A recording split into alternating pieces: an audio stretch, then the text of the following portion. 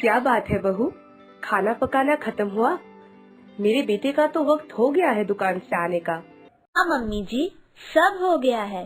उनके आने से ही मैं खाना परोस दूंगी।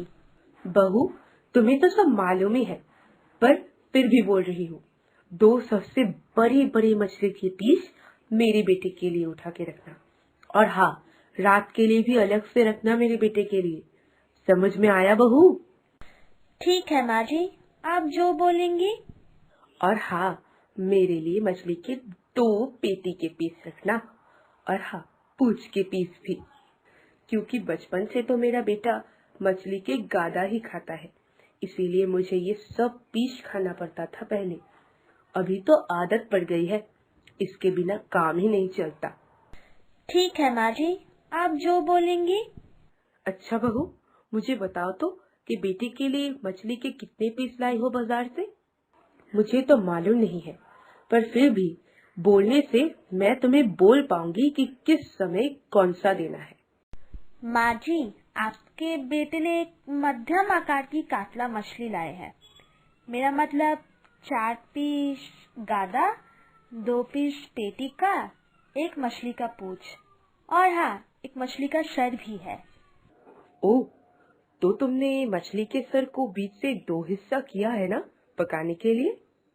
हाँ माँ जी, किया है मैंने। ठीक है, बेटे के लिए 2 गादार पीस मछली रखना, दोनों वक्त के लिए। ये बात तो मैंने तुम्हें बता ही दी है पहले। और मेरे लिए एक पेटी और मछली का पूंछ रात के लिए।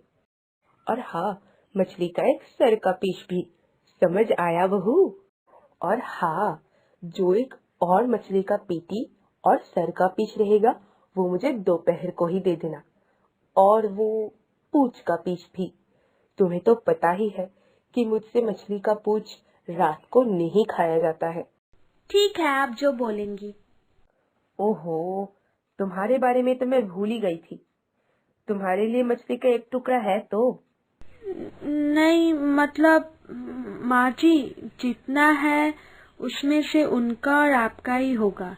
इसलिए मैं दाल, तले हुए आलू और मछली के झोल के आलू से चावल खा लूंगी। आप मुझे लेकर एकदम चिंता मत कीजिएगा, मैं ठीक खा लूंगी। ना ना, हम सब मछली खाएंगे और तुम सिर्फ झोल और आलू। ऐसा थोड़ी ना होता है, वरना तुम बाहर जाके कहोगी कि मेरे ससुराल में मेरी सास मुझे कुछ खाने ही नहीं देती है। नहीं नहीं माँ जी, आप ऐसा क्यों बोल रही हैं? किसी को मैं कुछ नहीं बोलूंगी, किसी को कुछ पता ही नहीं चलेगा। मैं सच बोल रही हूँ। आप कोई चिंता ना करें। मछली के झोल के आलू और दाल और तले हुए आलू मेरे लिए काफी है। ठीक बोल रही हो ना बहू? खा पाओगी ऐसे? हाँ माँ जी, आप बिना मतलब इतना सोच रही हैं। आपके बेटे का आने का वक्त हो गया है। एक काम कीजिए, आप हाथ मुंह धो लीजिए, तब तक मैं खाना परोस देती हूँ। ठीक है, मुझे तो ये सब समझ आया, लेकिन मेरे बेटे को ये सब बात पता ना चले, वरना मेरा बेटा मुझसे कहेगा कि मेरी माँ मेरी पत्नी को खाने ही नहीं देती है। समझ आया ना बहू? उफ माँ जी, अब आप इस विषय को लेकर इतना मत बोलिए। आपका बेटा आता ही होगा। ठीक है, फिर मैं जल्दी जल्दी हाथ मुंह धो लेती हूँ। सोहिनी के ससुराल में ये कोई नई घटना एकदम नहीं थी। ये घटना हर रोज की कहानी है। मांस, मछली, अंडा घर में चाहे कुछ भी अच्छा बुरा पकता है, सोहिनी की किस्मत में कुछ भी नहीं रहता। जो भी खाना बनता है पूरा माँ जी और बेटे के नाम का हो जाता है। और आज तो सिर्फ खाने के लिए सूखे चावल और कल के सड़े हुए सब्जी भाजी है। और ऐसा हर रोज चलता है सोहिनी के ससुराल में।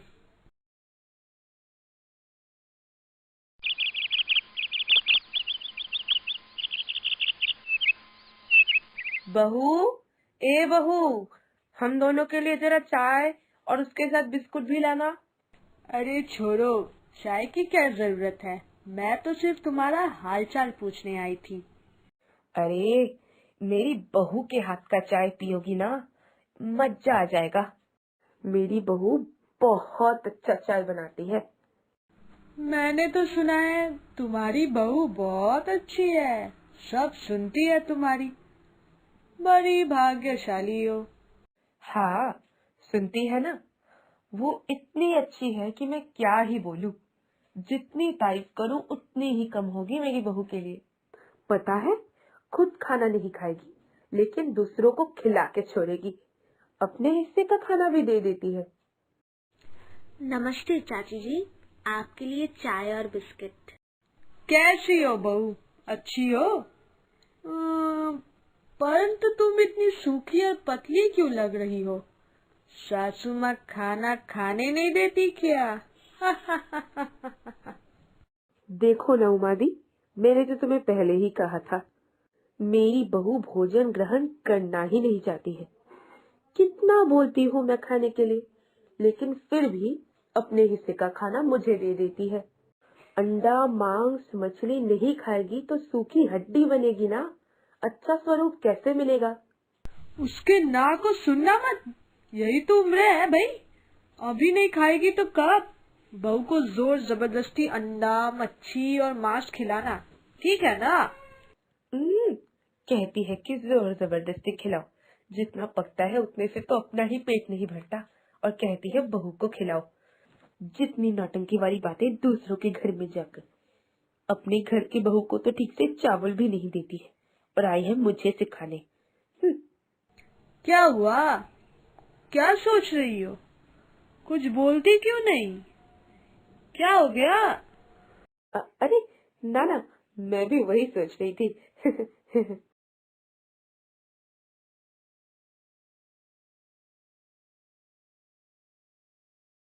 मम्मी जी, मैं जा रही हूँ, ठीक है? जल्दी वापस आ जाऊंगी। है, जल्दी घर लौट के आना, ठीक है ना? तुम्हें तो पता ही है, मैं बूढ़ी हो रही हूँ, अकेले सब कैसे संभालूंगी। हाँ हाँ मम्मी जी, जल्दी वापस आ जाऊंगी।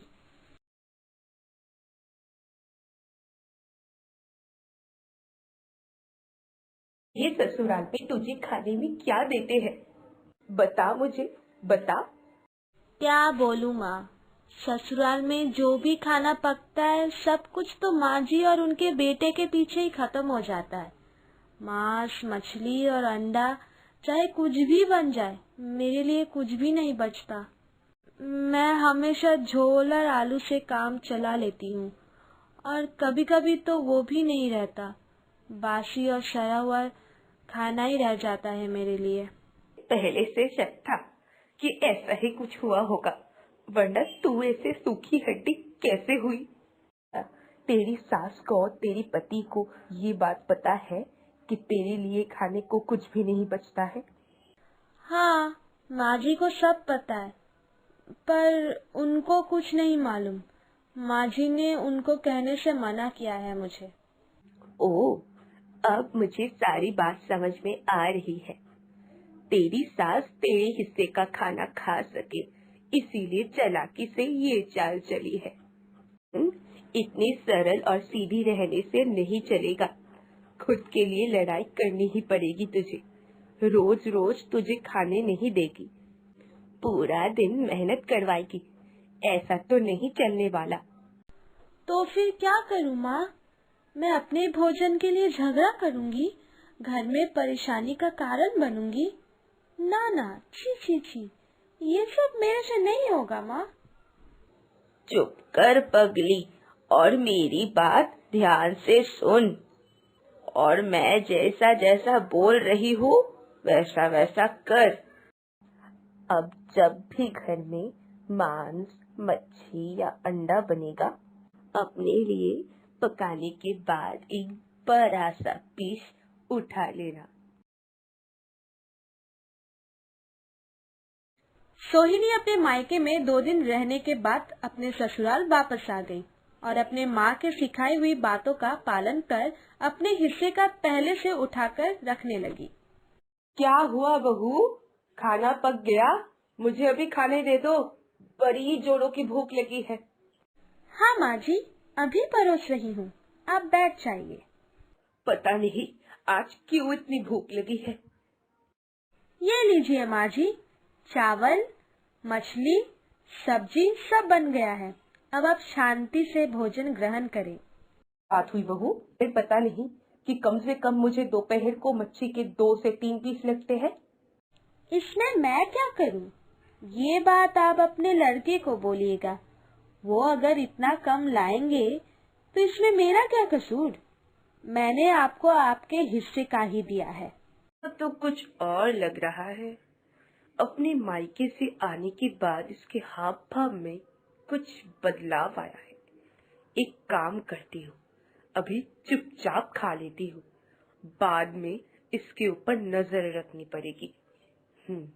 सासू माँ को सोहिनी का बर्ताव कुछ अच्छा नहीं भाया, इसलिए उन्होंने सोहिनी पर नजर रखने की सोची। सासू माँ के भोजन के बाद जब सोहिनी अपना भोजन लेकर बैठी, बाप रे, लगता है शादी के बाद ये पहली बार मैं मछली खाने वाली हूँ अपने ससुराल में। क्या बहू, तुम मछली खा रही हो? और जब मैंने तुमसे मांगा तो तुमने मुझसे साफ मना कर दिया कि एक और भी पीस नहीं बचा है। माँ जी, मैंने तो गलत कुछ नहीं कहा है। दोपहर के लिए तो एक भी पीस नहीं रही, और जो ये एक पीस है वो तो मेरे हिस्से का है। हाँ, फिर से बोलना। हाय भगवान, ये क्या हो गया मेरे साथ? अरे कौन किधर हो? इधर आओ और देखो मेरे साथ क्या हो गया। अरे मैंने ये कौन सी चुड़ैल को मेरे घर लाई? अपने पति और अपनी सास को भोजन ना देके खुद बैठी मजे से खा रही है। माँ जी, ऐसे चिल्लाइए मत, नहीं तो मैं पूरे गांव वासियों को और साथ ही साथ आपके लड़के को भी सब सच सच बता दूंगी। आपने इतने दिन जो जो मेरे साथ किया है, खुद 4 से 5 पीस मछली, 7 से 8 पीस मांस खाया करती है, यहाँ तक कि मेरे हिस्से का भी। और मुझे सिर्फ झोल और आलू, वो भी सूखे चावलों के साथ खाने दिया। घर में बासी और सड़ी हुई चीजें मेरे खाने के लिए, ऐसा क्यों? और आप दोनों के लिए गर्मा गर्म और अच्छे पकवान, ऐसा क्यों? ठीक है, बुलाइए, सभी को बुलाइए। मैं सबसे पूछूंगी कि इस घर में क्या मैं एक सिर्फ और सिर्फ काम वाली बाई हूँ? अच्छा माँ जी, अगर मैं आपकी बहू नहीं बेटी होती तो फिर भी आप मेरे साथ ऐसा सलूक करती, ऐसा व्यवहार करती? कुछ बात है, इतने दिनों तक मैंने बहू को कुछ भी खाने के लिए नहीं दिया था। बहू ने ये सब कुछ बिना कुछ बोले ही सह लिया था, इसलिए मैंने उसे अच्छी बहू बोला। और आज जब वो अपने हिस्से का भोजन मांग रही है तो वो मेरे लिए चुड़ैल बन गई। नहीं, ये तो गलत है। नहीं, ये मेरी ही गलती है। मुझसे जुबान मत लड़ाओ और जल्दी से खाना खा लो। खाना खाने के बाद मेरे कमरे में मुझसे मिलने आना। कल बाबू ने बहुत सारे फल लाए हैं, हम एक साथ मिलकर खाएंगे। इस घटना के बाद सासू माँ बहुत अच्छी हो गई और सोहिनी शांति से अपने पति और सासू माँ को लेकर अपना घर संभालने लगी।